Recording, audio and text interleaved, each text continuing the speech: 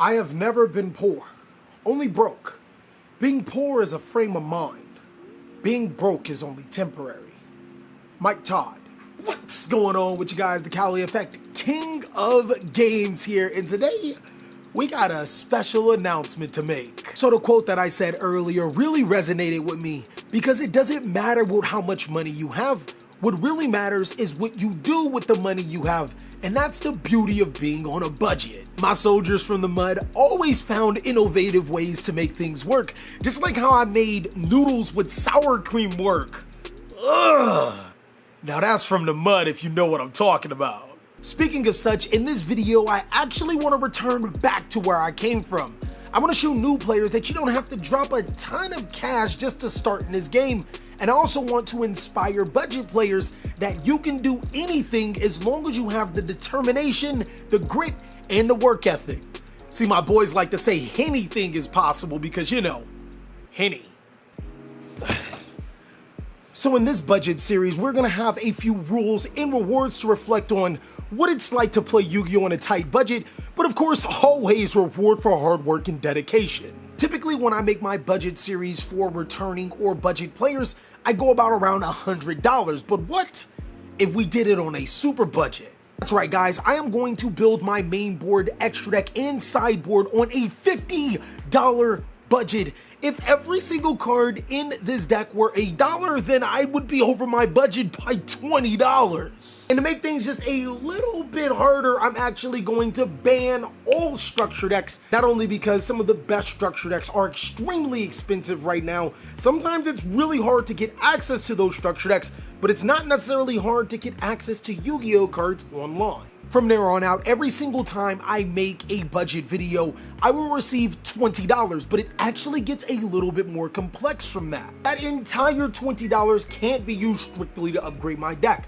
At least 10 has to go to sealed product or other items to help me on my Yu-Gi-Oh! Journey. The other $10 can be used for getting cards to upgrade my deck.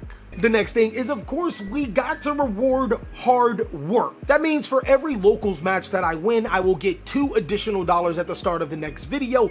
If I top, I'll get $5 additional at the start of the next video. And if I win, I get an additional $10 to start the next video. I have never been this excited for $10, except when I was like 10. Like, that was the good days. I mean, come on, $10 nowadays get you a bag of chips and a candy bar. It's expensive. There will also be more mini games and miscellaneous other things that I can do for $1 per one of those series. It's gonna be extremely exciting, but just like how nothing is free in this world, I actually gotta earn that $50. Most of the time, you'd work for your parents and they'd give you a bit of money to do whatever you want. As we got older and formed relationships, it became a joint agreement between you and your spouse that you would spend some money. Now, I completely trashed my office under the guise of renovating, and Sabrina really wants it clean. I'll do it for $50. You guys see what I did? Your boy is on a come up. You gotta make a problem to get some shmoney from your significant other. And just so we are 100% clear, she don't run this house. I can spend this money whenever I... Okay, she's not here. I can spend this money whenever I want to and do whatever I want. But let's clean this office just, you know, to make her feel good about herself.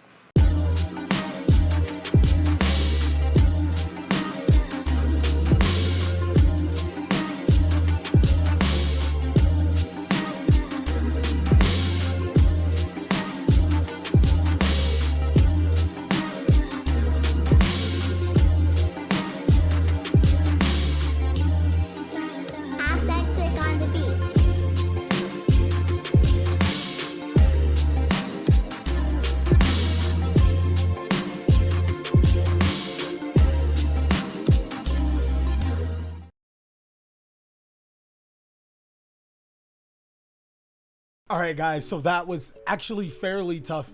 It actually rolled into the next day, and I wouldn't say that I'm 100% done, not how I would like it, but Sabrina gave me the okay, so we have $50 to build a deck. And this time around, I decided to go with Magical Musketeer. Now, the reason why I went with Magical Musketeer is because A, it was extremely cheap.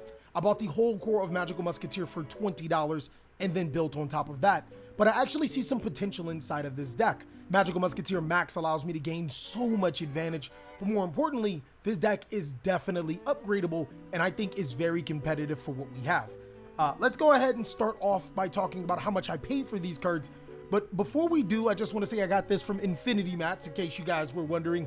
You can check out the link down below in the description as well as comment section, infinitymatstcg.com. So, I have 3 copies of Casper, 3 copies of Starfire, 2 copies of Duck, 2 copies, well, I used to call him McCree, but because of Blizzard, we're just gonna call him Kid Brave, 1 Calamities, 1 Steady Hands, 3 Cross Domination, 1 Crooked Crown, 3 copies of Desperado, 3 copies of Last Stand, and 1 Dancing Needle. Now, of course, this actually did come with 3 copies of Magical Musketeer Max, as well as a second Dancing Needle, but we'll talk about that.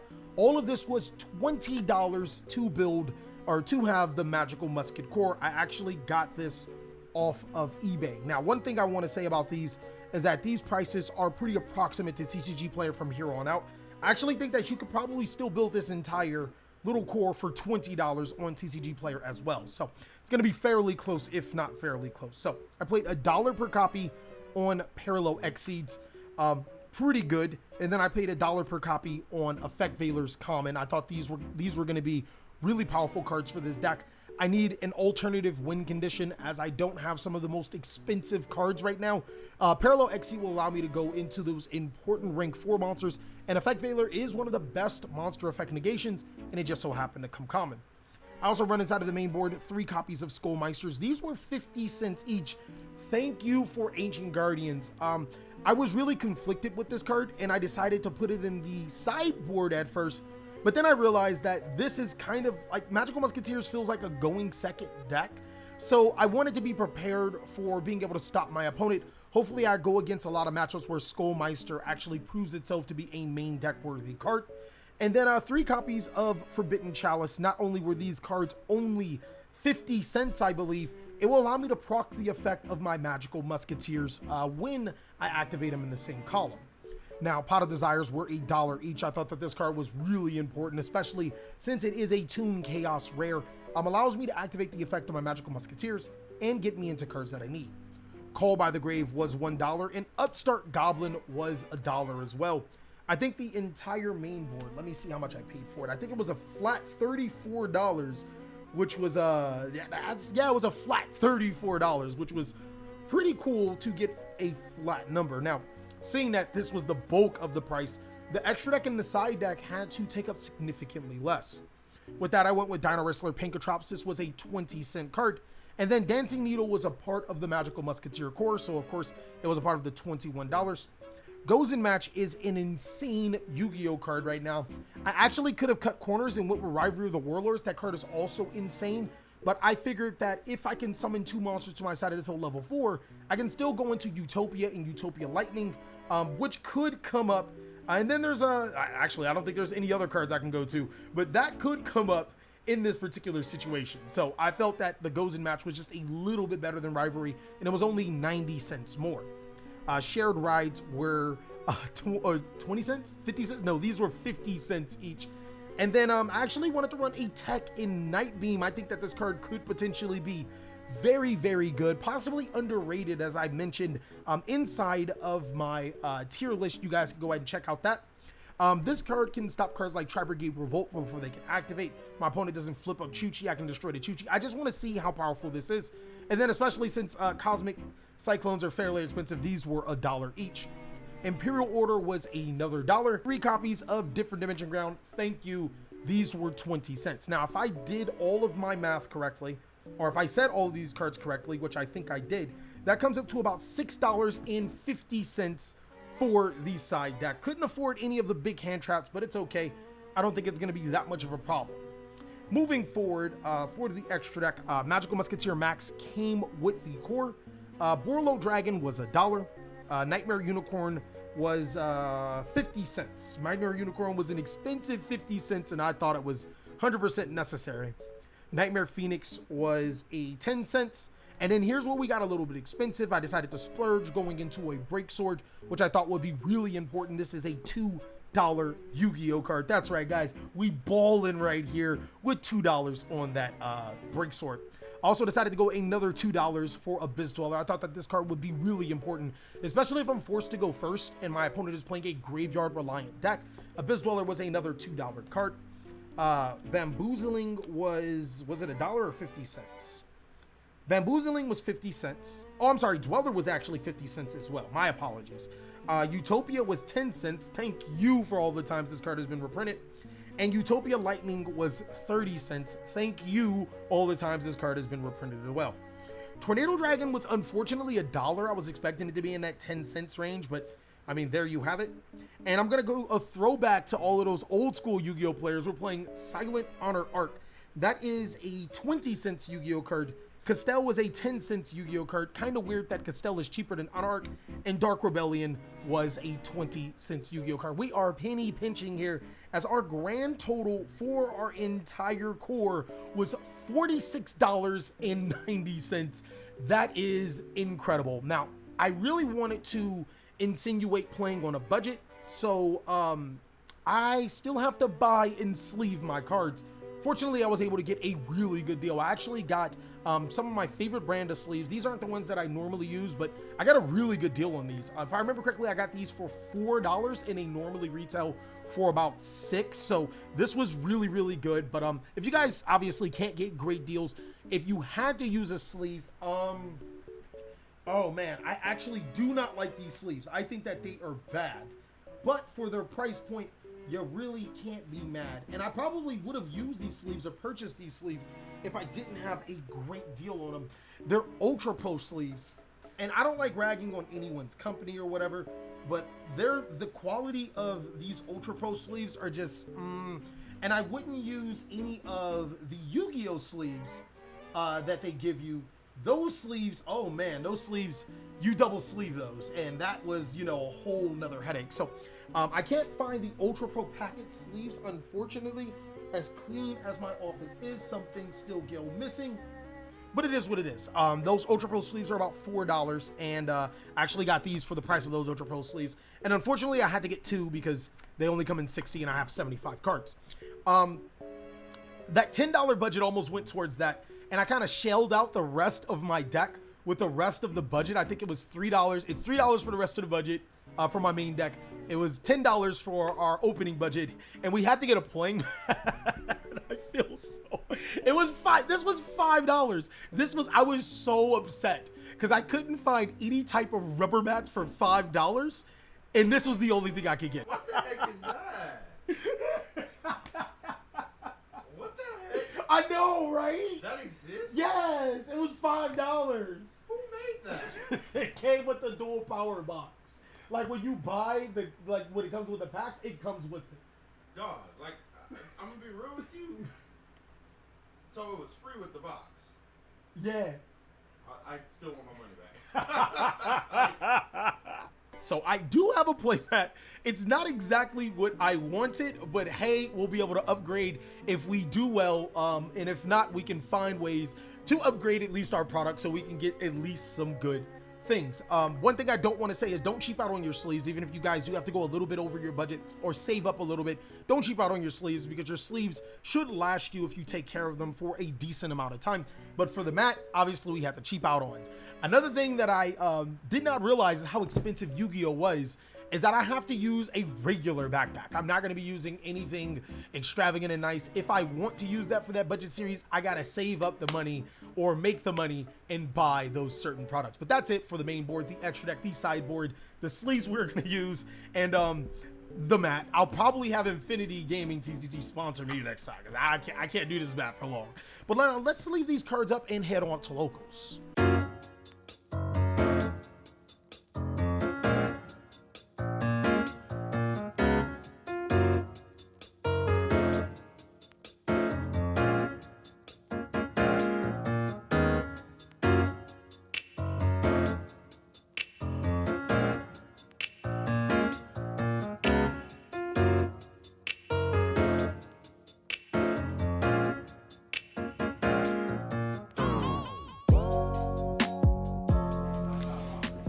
So yeah, I genuinely underestimated the budget of a budget player. I didn't buy a deck box, so I didn't buy a deck box. I'm gonna be running around with a plastic bag that surrounds my deck, but yeah, it looks like we have 14 people at least. I believe in 14. Let's see how this locals will go with our budget deck. Hey everybody, post-production Cali here. Unfortunately, the video commentary to go with this particular live duel was lost. We actually had quite a few production issues in this particular video, but I was so excited to get you a Yu-Gi-Oh! Budget series we pushed on through. In this particular game, I'm going to be going against Trickstars. Now, Trickstars, and I'm so sorry I forgot the player that I was playing against, awesome player though, is a very interesting deck, as making the boards that I want to make didn't go exactly how it was planned. I start off strong with a normal summon of Magical Musketeer Starfire, go into max only for it to get Solemn Struck. Now, of course, that does not feel good at all, but what feels even worse is that my second summon of another Magical Musketeer monster, summoning Cowboy to go into my second max, gets Solemn Struck again. Now, one can only imagine how extremely frustrating this is to have two of your normal summons completely disrupted by making max, but the only fortunate thing is that my opponent, he didn't so happen to have the best hand. He's only able to make a Trickstar Lilybell and inflict damage to me. From there, I actually summon a Magical Musketeer monster, expecting the Solemn Strike. Nope, compulsory evacuation device. It doesn't matter, from there on there, I'm actually able to control the board, as my next Magical Musketeer summon will make that max and allow me to get some advantage. He does Trickstar Reincarnation me, which I thought was fairly cool, especially with the interaction that it has with Parallel Exceed. But unfortunately, it all comes down to him activating Red Eyes Fusion and me having Magical Musket Last Stand to be able to negate it. That's game. We'll go to 2. Game 2, we both open up fairly well, but he forces me to go first. I start off with Starfire on my side of the field, followed up with a Pot of Desires. He just so happens to Ash Blossom and Joyous Spring it. No worries, as Starfires will still trigger its effect, allowing me to special summon Casper. Now I have 2 monsters on my side of the field to be able to proc some musket effects. Here's where I actually start to realize the problems that Magical Musketeer has. It's dealing with bigger monsters in ways to disrupt my disruptions. He goes Light Stage into his Lycoris, and then he follows up with Candina into his Trickstar Reincarnation, and this puts me in a really tough spot. If I were to use a card like Desperado on his Candina, he can always chain the effect of Lycoris, bouncing his Candina to be able to summon his Lycoris and dodge my Desperado. Also, both of his Trickstar monsters are stronger than almost every single one of mine, so it puts me in a really tough spot. I get around to making Magical Musketeer max. He Ash Blossoms and Joyous Spring into my Call by the Grave. Unfortunately, I'm forced to use Cowboy to attack into Lycoris, as I can't allow him to gain this much advantage. His Candina summon is met with my Effect Veiler, and his Triple Tactics talent is met with my Last Stand. But unfortunately, this isn't enough to take it home, as he's able to have so much advantage. From there, he's able to control the game. Game 3 is a very unfortunate flaw of playing budget. I'm forced to go first, as I've seen Red Eyes Dark Dragoon, my opponent, play it. I summon Dock and pass. Unfortunately, he just so happens to Pot of Prosperity into a Red Eyes Fusion. He activates the Red Eyes Fusion, special summons Red Eyes Dark Dragoon, destroys my monsters and attacks for a good amount of damage, and now it's up to me to attempt to break Red Eyes Dark Dragoon. Fortunately enough, I do have something for it. I have a Magical Musket monster that turns into a max, and I chain the Parallel Exceed. Ooh. Upon making my Utopia and going into Utopia Lightning, he has the Solemn Strike. So really unfortunate, as I really thought that I could follow with a Borlow Dragon, but I don't have enough monsters or enough cards to proc my Magical Musketeer monster's effects to make said monster. This is going to be game. All right, guys, so unfortunately our camera exploded after we showed you guys the ultimate card from Down to Majesty. But for round 2, we actually get to play against a newer player in Dylan. Now, Dylan, if you just so happen to be seeing this video, I hope you are, because this video is for you. It's marketed towards players that are on a budget or just getting in. You don't need an excessive amount of money to play this game. After shaking Dylan's hand and meeting him as a person, awesome person, we sit down and he's playing Mystic Mine. Oh, no, Dylan, that's not how you get into Yu-Gi-Oh! You don't play Mystic Mine. You're not gonna make any friends. Fortunately for me, I just so happen to be playing Magical Musketeer. That's pretty good. This matchup is fairly easy, as drawing Magical Musket Desperado allows me to out Mystic Mine, and then Last Stand allows me to negate his important cards, and then just go for game. Going into game 2, I have one thing in mind: prevent Mystic Mine. This time around, I probably open one of the most godliest hands ever. Fortunately for him, he just so happens to have There Can Be Only One, stopping me from popping completely off, but it's okay. We do the Desperado Last Stand until he's low on resources and eventually win the game. That's pretty much it for this particular game. I don't really have much to say about Mystic Mine, but please, Dylan, you could be an awesome player, just don't play Mystic Mine.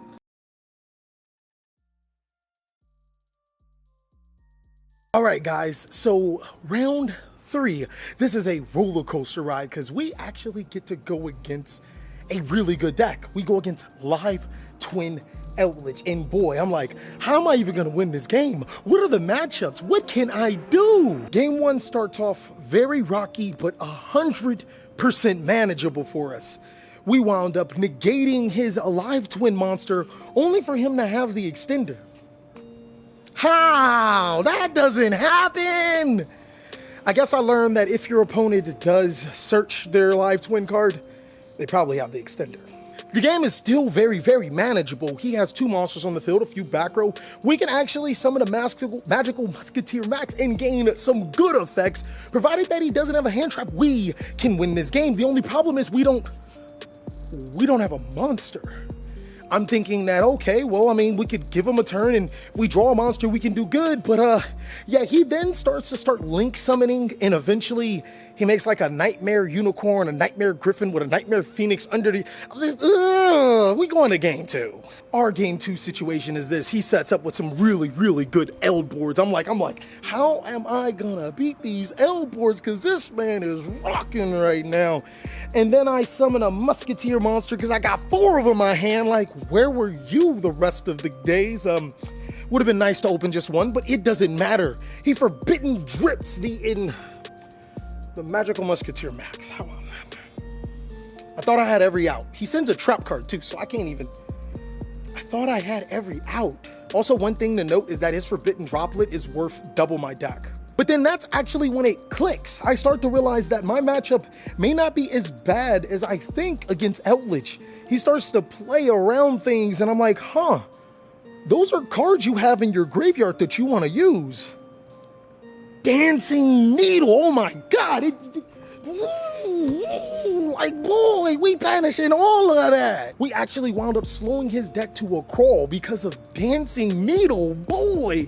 Getting rid of his important cards in the graveyard so we can't do the Eldritch Shuffle. And then from there, we're able to make a second max. Can you stop it? Nope. We about to do a whole bunch of whatever we want to. We control the game and we go into 3. Now, game 3, I know we are under time restrictions because he asked, do you know how long it takes? And that's why I was like, huh. It might have taken some time for this to actually transpire. So he go ahead and he starts to make his Live Twin thing, and I go Effect Veiler, but this time, not on the Live Twin, I do it on the Evil Twin. Look, if you got the extender again, but he doesn't have the extender yet, so we're good. We're okay. He doesn't have the extender. He passes turn on a Live Twin Kisa kill in some back row. Cool. Workable, right? I mean, I'm trying to go fast because I know that we're close to time, but I wound up getting off my Magical Musketeer Max the first time around. Good for me.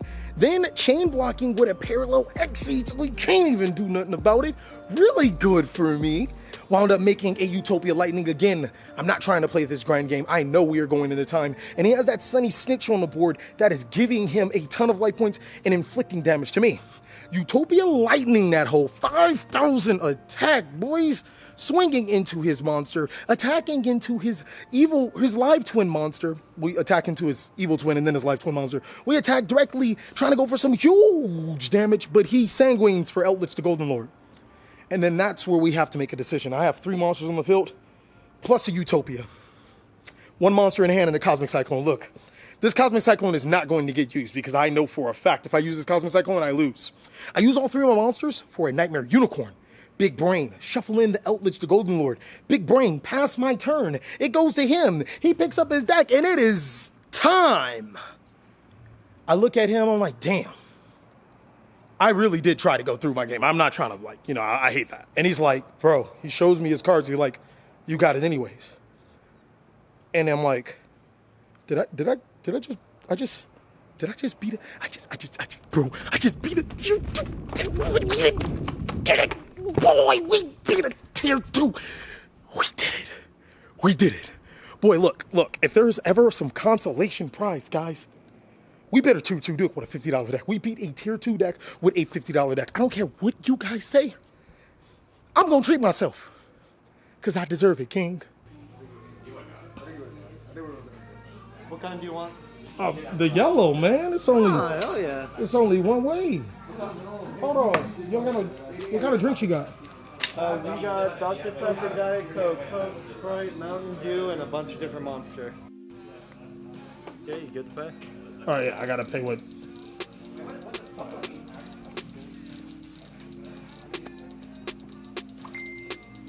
Technology. Thank you so much. No problem, man. Dog. We are like this fucking close to topping with a $50 deck. Who thought? Who would have thought? $50? Get a top. Now, granted, it ain't been against a lot of meta. Actually, no meta, but it is a $50 deck, and every single player has played a card worth double my deck. So you can't refute that. Let's get to round 3, because you know. I'm gonna get to round 3 and then I'm gonna eat these. Okay, guys, so let's talk about it. Round 3. Do you guys want the long way or do you want the short way? Long way, I lost. Short way, because it's even... Shuffling took longer than the games. Game 1. I've also noticed that I've won every single dice roll and deferred to go second. When I'm playing a going first deck, can you keep that same energy, please? I go second. Upstart Goblin, draw a card. Draws into the Pot of Desires, boys.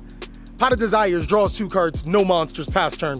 What the fuck is going on here? Siding in goes in matches. I'm siding out Effect Tailors. I'm siding out all of the cards that just doesn't work against Sky Striker. I'm gonna win this game because I'm gonna go first and I'm gonna breathe it into existence. I'm gonna draw Imperial Order. So this is what happens. I draw Upstart Goblin. Okay, it's interesting. I Upstart Goblin into a Pot of Desires. This is not how I Pot of Desires into more Spell and Trap cards. Dog, look here. I know math, okay? I know math very well. When you play 11 monsters, there's around an 80% chance that you draw one going second. And over an 80% that you draw at least one going second. I played Upstart Goblin, so technically I drew 6 cards. Then I Pot of Desires. I drew 7 cards. 7. 8.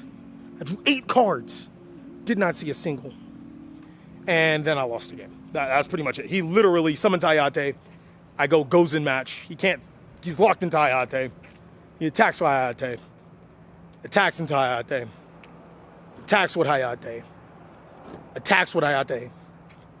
Attacks with you get what I'm saying, but hey, guys, I drew the Imperial Order. I spoke that into existence. Fuck this game.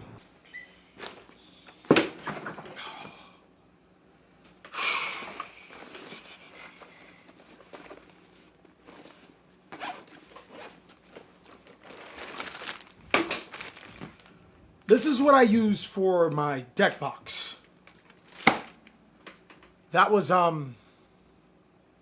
pretty interesting. So one thing I do urge for you guys, whether you are new into this game or an experienced player, is to go over what happened at your local event. There are serious times where you can make tweaks and edits to your deck that a lot of times you just forget about, go into the next tournament and make the same mistake over again. I know for a fact when I was on the grind, there are so many times a card completely underperformed and I forgot to take it out and just entered the next tournament. So it's really important as a good deck builder or a deck builder that is going to be great that you assess your situation and go over the cards that underperformed and overperformed.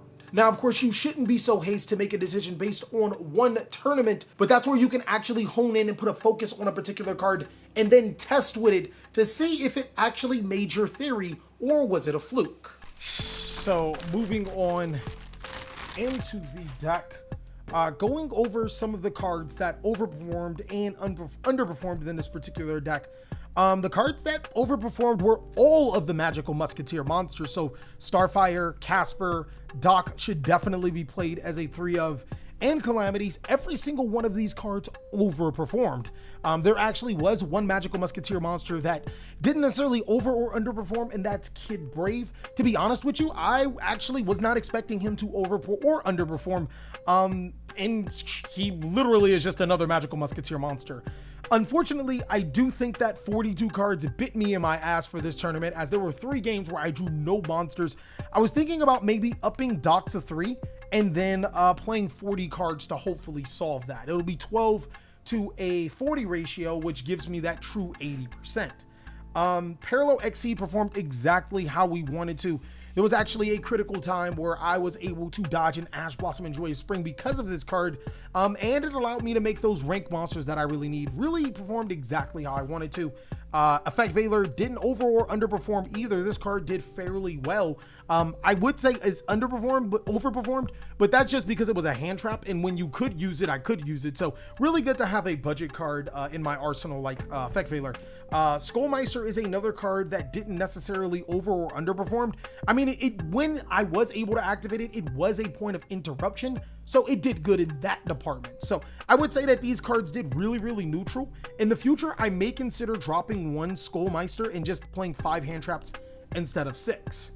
All of the magical musketeer cards pretty much overperformed. Cross Dom completely overperformed, even though the effect negation wasn't necessarily there. The attack reduction did come up a few times. Same thing with Steady Hands. I didn't think that this card would overperform at all, but it really did overperform, getting over the certain Trickstar situation where he activated the effect of Coral Bane. So that was pretty cool. Of course, Desperado and your Last Stand completely overperformed. These cards were completely nutty for the day. And then Dancing Needle is a card that I really want to play 2 copies of now, because this card overperformed as well. Anytime I was able to activate it, it pretty much won me the game outright in that Eldritch matchup, and it would have won me in that Sky Striker matchup had I had a monster. I wasn't able to activate Cricket Crown, but in the situations where I drew multiple monsters, this card would have obviously helped a ton when my opponent provided a form of interruption. I'm not 100% sure if I want to take this card out or leave it in. And then moving on to the sideboard, this is where we get a lot of under and over performers. So I never sided in Dino Wrestler Pankotrops. It didn't happen. Dancing Needle, of course, was a card that overperformed. I am so glad I made it that last minute change to place Dancing Needle into my sideboard instead of not playing a second copy at all. Cosmic Cyclone completely overperformed against the Mystic Mind matchup, against the Outlet matchup. It did amazing. And Night Beam did the exact same thing, completely overperformed in that Eldritch matchup. These 2 cards were really, really 5-star stunners on this grind. Shared Ride, I want to say underperformed, because even when I did side it in against the Sky Striker matchup, and even if I were to have a monster, I didn't think it was going to be a card that I really needed, and then in every other matchup, it just didn't seem feasible. Imperial Order would have overperformed had I drawn a monster. Different Dimension Ground severely underperformed. There was never a time where I wanted to side this in. I realized that this is a going second deck, and I probably should just play all going second cards. And if my opponent forces me to go first, then it is what it is. But yeah, this card completely underperformed, mainly because I don't really think I needed in this particular deck, just because I don't know. But it is a blowout card when your opponent forces you to go first. And then of course goes in match. This card underperformed. It overperformed and it underperformed. So if I change my theory for this deck just being a straight going second deck, and if I go first, well, I mean, that's just what it is. This card will of course underperform because I don't need it. But in the situation that I actually, went first against Sky Strikers, this card actually overperformed. It prevented him from doing anything past Hayate. Now, I did actually forget my spells, so we're gonna rewind back into my spells, guys. Really sucks that everything is in black, but I thought this was my extra deck for a second. Forbidden Chalice completely underperformed, which was really unfortunate because this is one of my favorite Yu-Gi-Oh cards. I was actually just finding ways to activate Forbidden Chalice just to proc my magical musketeer monsters. I never used it to negate it. Oh no, I think I did use it to negate a few opponent's monsters, but not like how I wanted it to. Upstart Goblin was neutral. Again, this was a 42 card deck, so it didn't necessarily get me closer. I didn't play 39 cards, but it did help proc some of my magical musketeer monsters if we're need be. This card, it did neutral. It did exactly what it was supposed to do. It drew me 2 cards. It procced Starfire. It baited an Ash Blossom and still got me Starfire's effect. That card did good. And of course, Call by the Grave overperformed in the one situation that I did have it. It did amazing. Now, moving on to the extra deck. Where is my extra deck? Here we go. It's really not much to say. It's not much to say about my extra deck. For the exception of course, Magical Musketeer Max overperformed. I wish I could have played 4. This card is an outright game winner, and we're starting to notice that more and more with this particular card. It is just bananas. Nightmare Unicorn, it did well in the one time that I needed it. Nightmare Phoenix, it didn't do well. I didn't play it. Borolo Dragon, this card low-key would have overperformed. There's so many times where I wanted to go into it, especially against Red Eyes Dark Dragoon. I do need to play more outs to Red Eyes Dark Dragoon, which is unlucky for me that he summoned Red Eyes Dark Dragoon, but this card would have did really well. This card completely overperformed. There were multiple times where I wanted to go into this card. It was bananas. It won me the game in time. This card is amazing. Wish I had Utopia Double, but this will do for right now. Never got to play it. Didn't need it. Never got to play it. Didn't need it. Never got to play it. Didn't need it. This debated on playing it, but didn't need it with the godly hand that I opened. I think that this probably would be a card that I want to keep. Never got to play it. Didn't need it. Never got to play it. Didn't need it. Couldn't play it because Dragoon cannot be targeted. Pot of Prosperity would have been a godsend in this particular strategy. 3 prosperities, or possibly 2 prosperities and 3 desires. Also, the Amazement engine would have been another godly engine inside of this deck, but unfortunately we can't just afford it just yet. But those are going to be some cards immediately off the top of my head that I might want to shoot for in the future. Also, there were some times where I severely needed cards like Ash Blossom and Joyous Spring. That card could have came up quite a few times in certain matchups, so I think that's another card that we should shoot for in our next video. Try to get an Ash Blossom, or possibly even just try to get a you know, Amazement engine or whatnot. Another thing I would like to point out is that my locals is a lot different from other locals. It's way more expensive since it's being funded by the players, and we don't necessarily get a prize. To suffice for this, what I was thinking is that we would open packs online, and then since I actually have the cards, I can use those cards to add to our budget. That way we can actually go over sets that the players don't necessarily have on hand, possibly into Lightning Overdrive, so we could really make this deck good. I don't know. You guys let me know down below in the comment section, and of course, I'll catch you on the next video.